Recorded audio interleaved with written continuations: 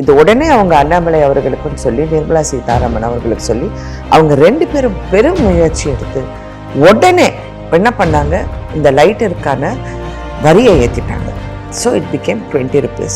So யாரும் அதுக்கப்புறம் தீக்குச்சி. ஸோ ஸ்பெஷலைஸ்டு ஹாஸ்பிட்டல், ஸ்பெஷாலிட்டி ஹாஸ்பிட்டல்னு சொல்கிற மாதிரி. ஏன்னா தீ விபத்து வந்து ட்ரீட் பண்ணுறது வந்து you need special doctors. So அது வந்து முக்கியமாக நாங்கள் வந்து அது இங்கே செயல்படுத்தணும் அப்படிங்கிறது. நீங்கள் இந்த 10 வருஷம் எடுத்துக்கோங்க, அதான் நான் சொன்னேன், இந்த கேப் அதிகமாக இருக்குது. இது வந்து எதுவுமே அவங்க அது செய்யலைங்கிறப்போ அது ஒரு பெரிய ஒரு குறை.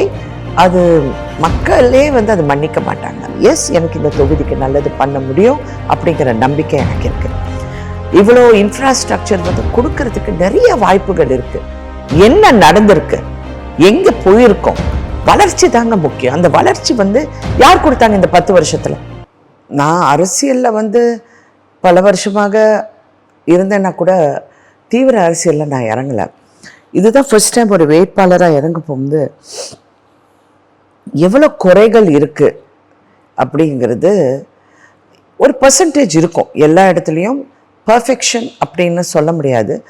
ஆனால் ஒரு பர்சன்டேஜ் வந்து குறைகள் வந்து நிறைவேறாமல் இருக்கும். பட் இங்கே பொறுத்த வரைக்கும் பர்சன்டேஜ் அதிகமாக இருக்குது, கம்மியாக இல்லை. It's more.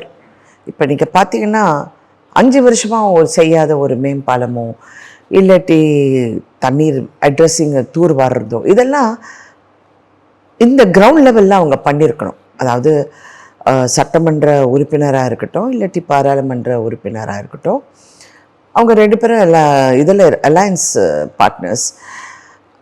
அந்த கேப் வந்து ரொம்ப அதிகமாக இருக்குங்கிறது என்னுடைய அப்சர்வேஷன்.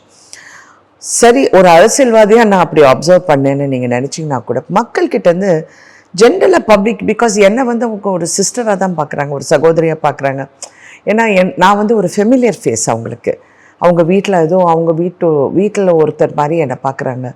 ஸோ அவங்கக்கிட்ட பேசும்போது அவங்க ஓப்பனாக சொல்கிறாங்க, எதுவுமே நமக்கு செய்யாமல் வாழ்வாதாரம் வந்து ஒரு கேள்விக்குறியாக இருக்குது. இது வந்து ஜென்ரல் அப்சர்வேஷன். இப்போ நீங்கள் சொல்கிற மாதிரி ஒரு தொகுதியிலையும் ஒவ்வொரு ஸ்ட்ரென்த் இருக்குது. விவசாயம் ஒரு பக்கம், அப்புறம் பட்டாசு ஒரு பக்கம், சிறு தொழிலுங்க, இந்த மாதிரி சொல்லிக்கிட்டே போகலாம். படிப்பு, டிரான்ஸ்போர்ட், எல்லாமே தேர்ஸ் லாட் ஆஃப் திங்ஸ். சிவகாசியை பொறுத்த வரைக்கும் த டாப் மோஸ்ட் ப்ரையாரிட்டி வந்து பட்டாசு சாலைகள் தான்.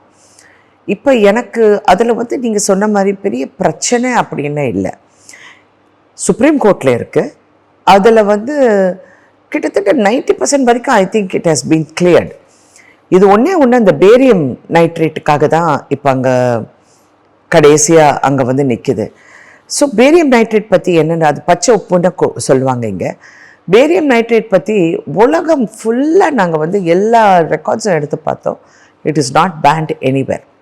அந்த பசுமைக்கான அந்த எக்ஸ்பெக்டேஷன் வந்து அதில் வருது. ஸோ அஃபிடவிட் போட்டிருக்காங்க. டெஃபினட்டாக இது வந்து ஒரு நல்ல தீர்ப்பாக வரும். Although this is sub judice. தனிப்பட்ட முறையில் அரசாங்கம் அப்படின்னு பார்க்கும்போது பாரதிய ஜனதா கட்சி, நான் வந்து நிதி அமைச்சர் மதிப்புக்குரிய நிர்மலா சீதாராமன் அவர்கிட்ட பேசினேன்.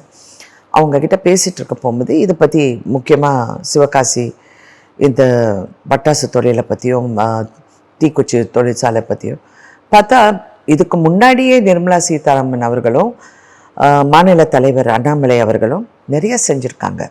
நிறைய சிக்கல்களை வந்து அவங்களே வந்து அவங்க லெவலில், ஏன்னா மத்திய அரசு தான் இந்த தொழிலை ஹெல்ப் பண்ண முடியும், உதவி செய்ய முடியும். அவங்களால தான் அந்த நேரடியாக அவங்க வந்து ஏதாவது செய்ய முடியும். அப்படி இருக்க போகும்போது அவங்களே நிறையா பண்ணிட்டாங்க. அதாவது அந்த லைட்டர் வந்து 5 ரூபாய்க்கு விற்றுக்கிட்டு இருந்தது. அப்போ தீக்குச்சி எல்லாமே யாருமே வாங்க மாட்டாங்க, எல்லாருமே லைட்டர் வாங்கிடுறாங்க. ஏன்னா அதில் கிளிக் பண்ணால் 500 கிளிக் வருது. தீக்குச்சி வந்து என்ன ஒரு 39 40 50 வரும். ஸோ அது வந்து சீப்பராக இருக்கனால அது வந்து தீக்குச்சி தொழிற்சாலையை அழிச்சிருக்கும். இது உடனே அவங்க அண்ணாமலை அவர்களுக்கும் சொல்லி நிர்மலா சீதாராமன் அவர்களுக்கு சொல்லி அவங்க 2 பேரும் பெரும் முயற்சி எடுத்து உடனே என்ன பண்ணாங்க, இந்த லைட்டருக்கான வரியை ஏற்றிட்டாங்க. So it became 20 rupees. So யாரும் அதுக்கப்புறம் தீக்குச்சி. ஸோ இந்த மாதிரி பெரிய இண்டஸ்ட்ரிகளுக்கோ இல்லாட்டி பெரிய வேலை வாய்ப்பு கொடுக்கறதுக்கோ மத்திய அரசு கண்டிப்பாக உதவும். ஸோ மத்திய அரசோட பங்கு வந்து மாநிலத்தில் வந்து ரொம்ப ஸ்ட்ராங்காக இருக்கணும். மாநிலத்தோட ஒரு என்ன சொல்கிறது, ஒரு கோஆப்ரேஷன் இருக்கணும். பட் இங்கே தான் மாநிலம் மத்திய வந்து அது 2 பேரும் ஐ டு ஐ பார்க்குறது இல்லை. அதனால் அதில் அந்த சீராக செய்கிறதுக்கு டெஃபினட்டாக இந்த தொகுதியிலேருந்து பாரதிய ஜனதா கட்சியின் வேட்பாளர் தான், ஒரு பிரதிநிதி தான் அங்கே இருக்கணும்ங்கிறது நம்பிக்கை எனக்கு. நீங்கள் அப்பாற்பட்டு ஒரு பெண்ணாக இல்லாட்டி இங்கே இருக்கிற கஷ்டங்களை பார்க்கும்போது நான் ஃபீல் பண்ணி போகும்போது S, representation from BJP has to be there for this parliament election. இந்த சிவகாசி பட்டாசு தொழிற்சாலையில் வந்து தொடர்ச்சியாக விபத்து நடக்கும்போது நீங்கள் மருத்துவமனைகள் வந்து போதிய மருத்துவமனைகள் S that's a very important thing. அங்கே வந்து we should specialized hospital, specialty hospitalன்னு சொல்கிற மாதிரி. ஏன்னா தீ விபத்து வந்து ட்ரீட் பண்ணுறது வந்து you need special doctors. So அது வந்து முக்கியமாக நாங்கள் வந்து அது இங்கே செயல்படுத்தணும் அப்படிங்கிறது நாங்கள் பேசிக்கிட்டு போனோம். Because that is a very very important thing. But எல்லாத்துக்கும் மேலே எல்லா இண்டஸ்ட்ரியலிஸ்ட், அதாவது சிவகாசி இந்த ஃபேக்ட்ரி ஓனர்ஸ் எல்லாம் பார்த்துட்டு சேஃப்டி ரெகுலேஷன்ஸ் வந்து ஹை ஆக்கிட்டாங்க. So safety regulations is in place. ஒரு சில சின்ன இடத்துல வந்து விபத்து நடக்கும், பட் அது கூட நடக்கக்கூடாது. ஒரு உயிர் கூட சேதம் அடையக்கூடாது. இப்போ ஒரு பாஜக எம்பியை விருதுநகர் மக்கள் தேர்ந்தெடுத்தால் அவங்களுக்கு என்னென்ன மாதிரியான லாபம் கிடைக்கும்? இப்போ தான் நான் அது சொன்னேன் இல்லை, தேர் ஆர் லாட். இப்போ இந்த மாதிரி நிறைய விஷயம், இந்த மாதிரி ஒரு இண்டஸ்ட்ரியல் சப்போர்ட் உள்ள தொகுதி டெஃபினெட்லி நீட் சென்டர்ஸ் ஹெல்ப். அவங்க கண்டிப்பாக இந்த மத்திய அரசாங்கத்திலேருந்து நிறைய வந்து உதவி அவங்களுக்கு தேவை இருக்குது. ஏன்னா அது ஒன்று தான், அவங்க நல்லா இருந்தால் தானே வேலை செய்கிறவங்க நல்லா இருக்க முடியும். It's a cycle. அந்த சைக்கிளில் வந்து இவங்களை ஹெல்ப் பண்ணக்கூடிய மத்திய அரசுக்கு வந்து ஒரு முக்கிய பங்கு இருக்குது. அது மட்டும் இல்லை, நீங்கள் இந்த 10 வருஷம் எடுத்துக்கோங்க, அதான் நான் சொன்னேன், இந்த கேப் அதிகமாக இருக்குது. இது வந்து எதுவுமே அவங்க செய்யலை. அது செய்யலைங்கிறப்போ அது ஒரு பெரிய ஒரு குறை. அது மக்களே வந்து அது மன்னிக்க மாட்டாங்க. அவங்களே வந்து எப்படிங்க இது இவ்வளோ கஷ்டப்படுறோம், நாங்கள் ஒரு வாட்டி கூட எங்களை பார்க்கலன்னு அவங்க சொல்கிறது தான் நான் கண்ணால் பார்த்துக்கிட்டு இருக்கேன். இப்போ விருதுநகரை பொறுத்த வரைக்கும் மாணிக்கம் தாகூர் காங்கிரஸ் போட்டிடுறாங்க, தேமுதிக விஜய் பிரபாகரன் நிற்கிறாங்க. இப்போ பலதரப்பட்ட சமுதாயங்கள் வசிக்கக்கூடிய ஒரு மாவட்டத்தில் ஓட்டுங்கிறது எப்படி சமுதாய ரீதியாக இருக்குன்னு நினைக்கிறீங்களா, இல்லை எல்லா மக்கள்கிட்டையும் நமக்கு ஆதரவு? சமுதாயங்கிறது ஒரு அங்கம். இன்னொரு பக்கம் பார்த்தீங்கன்னா செயல்பாடு, அது வந்து ரொம்ப முக்கியம். யாருனால முடியும் அப்படிங்கிறது தான். இப்போ வந்து நீங்கள் பாலிட்டிக்ஸ் நான் வந்து 89லேருந்து பார்க்குறேங்க. அப்போ இருந்த மக்கள் அவங்க பார்த்தது வேற. இப்போ இருக்கிற மக்கள் வந்து அப்படி கிடையாது, ரொம்ப வேறாக இருக்காங்க. ஏன்னா இப்போ மீடியா, அப்புறம் சோஷியல் மீடியா எல்லாமே அவங்களுக்கு போய் ரீச் ஆகிடுது. அவங்க ஏதோ ஒன்று பார்க்குறாங்க. அது வந்து எப்படி சொல்கிறதுனா, அவங்கள வந்து நீங்கள் ஈஸியாக வந்து இல்லை நாங்கள் செஞ்சிடுவோம், நாங்கள் வந்துட்டா நீங்கள் நான் இது கொடுப்பேன் அது கொடுப்பேன், அவங்க யாரும் நம்புறதுக்கு தயாராக இல்லை. அவங்க பாவப்பட்ட ஒரு புவர் பீப்புள். அவங்களுக்கு they are looking for hope. But hope is not the only thing which is important here. Deliverance is important. அந்த deliverance கொடுக்குற கட்சி யார் என்றால் கண்டிப்பாக இவங்க மூன்று கட்சியில் பாரதிய ஜனதா கட்சி மட்டும்தான் டெலிவர் பண்ண முடியும் அந்த ஸ்டேட்டஸ். அதாவது கொடுக்குற இடத்துல இருக்கிறோம் அப்படின்னு சொன்னால் அது பாரதிய ஜனதா கட்சி தான். இறுதியாக ஒரு கேள்வி, இப்போ வந்து கடந்த 5 வருடங்களில் ஜெயித்த பெரும்பாலான எம்பிக்கள் மீது ஒரு விமர்சனம் என்ன இருக்குது அப்படின்னா, அவங்க தொகுதி பக்கமே வரல. இப்போ கடவுள்லாம் ஜோதிமணியை கடுமையாக விமர்சிச்சு. ஆமாம். இப்போ விருதுநகர் மக்களவை உறுப்பினராக நீங்கள் தேர்ந்தெடுக்கப்பட்டவர்கள் இந்த தொகுதிக்கான செய்ய போகிற வாக்குறுதி? ஃபஸ்ட்டு நீங்கள் கேட்ட கேள்விக்கு வந்து எல்லாரும் இந்த கம்ப்ளைண்ட் வச்சுருக்காங்க. சரி, நான் இது வரைக்கும் ஆக்டிவ் பாலிட்டிக்ஸ்க்கு வந்ததே இல்லை, வரலை. எப்போ என்னை வந்து கேட்பாங்க நிறைய பேர், they use to tell me நீங்கள் வரணும் அப்படின்னு. அப்போ நான் எப்போவுமே என் பேட்டிகளில் நான் சொல்லியிருக்கிறது வந்து, என்னால் 100% எது செஞ்சாலும், இப்போ நான் நடிப்புன்னு எடுத்துக்கிட்டிங்கன்னா என்னால் அதுக்கு 100% கொடுக்க முடியும் அப்படின்னு இருந்தால் நான் அது செய்கிறேன். அதே மாதிரி என்னுடைய கம்பெனி 100% என்னால் கொடுக்க முடியும் அப்படிங்கிறதான் நான் அதில் இறங்குவேன். அதே மாதிரி அரசியலும் 100% கொடுக்க முடியும் என்றால் தான் நான் வருவேன்னு சொல்லியிருந்தேன். எனக்கு இப்போ நான் எந்த கட்சிக்கும் உறுப்பினர் ஆனது இல்லை. அஃப்கோர்ஸ் என் கணவரோட கட்சியில் இருந்து அவர் கூட உறுப்பினராக இருந்திருக்கேன். பட் நானாக ஒரு கட்சியில் இணைஞ்ச நானா அப்படின்னு இல்லை, ஒரு இன்னொரு கட்சின்னா நான் பாரதிய ஜனதா கட்சி தான் நான் ஒரு மெம்பரானேன். நான் சமத்துவ மக்கள் கட்சியின் மெம்பருங்கிறது வேறு. நான் திமுக எதுலேயும் நான் மெம்பர் கிடையாது.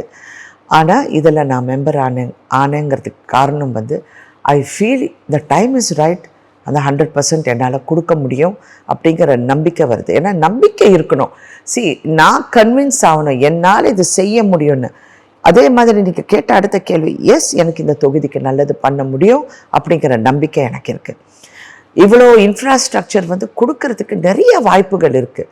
இப்போ ஏஎம்சிங்க கட்டிக்கிட்டு இருக்காங்க, டெக்ஸ்டைல் பூங்கா வருது, இப்போ நீங்கள் சொல்கிற மாதிரி ஸ்பெஷல் ஹாஸ்பிட்டல்ஸ், அப்புறம் இந்த தூர் வருது, மெயின் ரோட்ஸ். 5 வருஷமாக அந்த மேம்பாலம் நிறைய இடத்துல அருப்புக்கோட்டை அந்த ஜங்ஷன் எல்லாம் பார்த்தீங்கன்னா அது வெறும் கல் போட்டு அதுக்கு அப்படியே இருக்குது, கிடப்பில் இருக்குது. why haven't you done?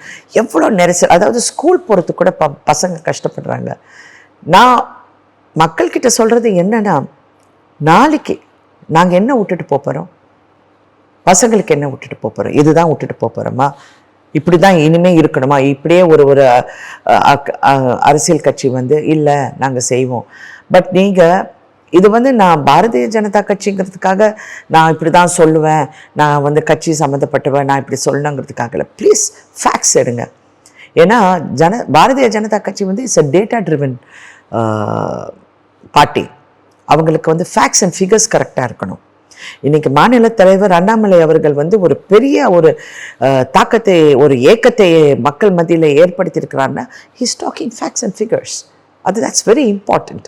அதே மாதிரி நீங்கள் இப்படி எடுத்துக்கிட்டிங்கன்னா 10 வருஷமாக take the facts and figures of deliverance. என்ன நடந்திருக்கு, எங்கே போயிருக்கோம், வளர்ச்சி தாங்க முக்கியம். அந்த வளர்ச்சி யார் கொடுத்தாங்க இந்த 10 வருஷத்தில்?